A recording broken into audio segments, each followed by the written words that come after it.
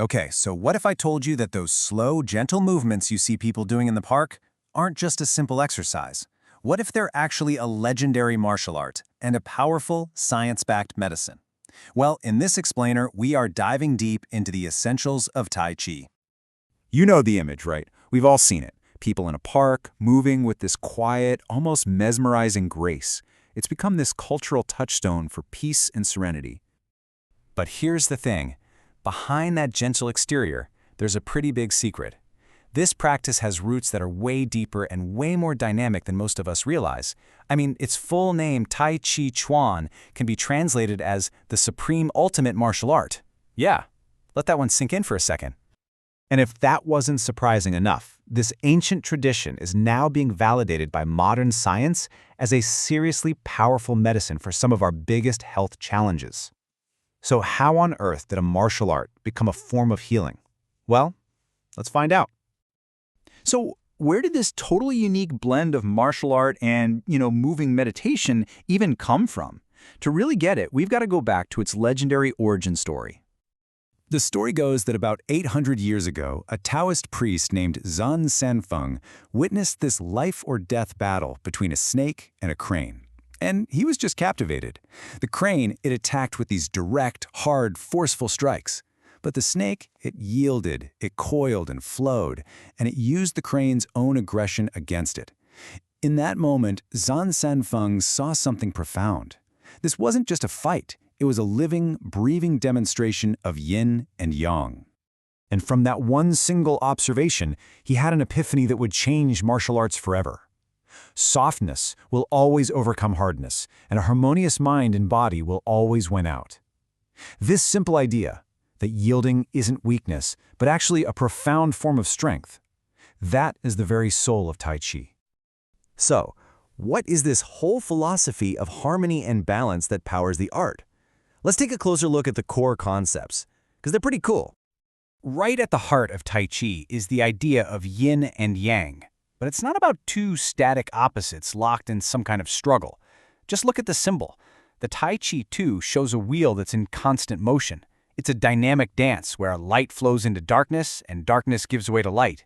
It's all about balance and motion, and that idea is absolutely central to the practice. And central to that philosophy is an energy known as Qi. You can think of it as the vital life force that flows through all of us, kind of like a spirit breath that animates our entire existence. Now, according to traditional Chinese medicine, this qi circulates through our bodies along these specific channels called meridians, a lot like how blood flows through our veins. When this energy is flowing freely, we feel healthy. But when it gets blocked, that's when we experience illness. And as we're about to see, this is exactly where Tai Chi's power as a healing art really comes in. Okay, so how do we actually cultivate this flow of Qi and achieve this balance in motion? Well, the practice of Tai Chi is built on three really interconnected pillars. First, you've got the forms. These are those choreographed sequences you might see in the park. Then there's something called push hands, which is a partner exercise that teaches you how to maintain your balance against an outside force. And finally, there's standing meditation, which is designed specifically to help you cultivate and control your internal energy, your Qi. So, we have these ancient legends, this profound philosophy. But what happens when we put this practice under the microscope of modern science? Well, the findings might just surprise you. For centuries, people who practice Tai Chi have claimed these incredible health benefits. But, in the 21st century, we demand evidence. So what does the research actually say? To see the real-world impact, let's just look at one of our biggest health crises, obesity. In the United States, over a third of adults are affected by it, which puts this immense strain on our healthcare system. It seems like a problem that would require some intense, high-impact solution, right? Well, the science tells a very different story. And this is where the ancient art meets modern medicine. I mean, literally hundreds of studies from places like Harvard, the Mayo Clinic, and Johns Hopkins have shown that the gentle practice of Tai Chi has a powerful, measurable impact. We're talking lowering blood pressure, improving heart health, boosting the immune system, and even increasing brain volume and improving memory. And maybe the most remarkable thing of all, it does all of this with no known side effects. So, what's the big takeaway here? What should you carry with you after hearing all of this? Well, what have we learned? Tai Chi is so much more than just a sequence of movements. It's a living philosophy, it's a martial art, and it's a form of medicine.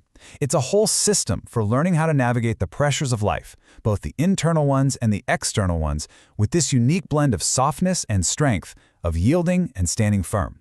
It's a practical tool for finding your own balance and motion in a pretty chaotic world. Which kind of leaves us with one final question, one inspired by the art itself. In a world that is constantly pushing us off balance, how can we learn to yield like water yet still stand strong like a mountain? Tai Chi offers not just a philosophy to think about, but a real practice to help find that answer.